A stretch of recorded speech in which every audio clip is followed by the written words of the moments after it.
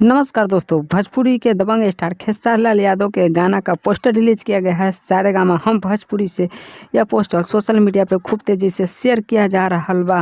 यह खेसारी लाल यादव का फ्रेंड यह तेल गाना सुनने के लिए खूब बेसब्री से इंतजार कर रहा बारे कि यह गाना कब आए। तो आप लोग के हम बता देना चाहते हैं दोस्तों कि खेसारी लाल यादव का यह तेल का ट्रेलर रिलीज हो चुका है सारेगामा हम भोजपुरी पे। तो वहाँ से आप लोग जाकर देख सकते हैं।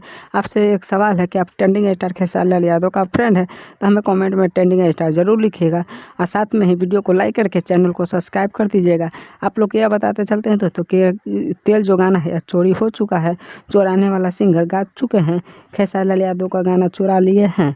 लेकिन यही बात है, कल गाना रिलीज हो जाएगा।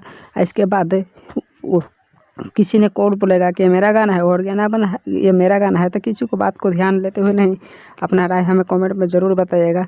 तेल गाना आप लोग का कैसा लगा, ट्रेलर कैसा लगा, हमें कमेंट में अपना राय ज़रूर बताइए प्लीज़।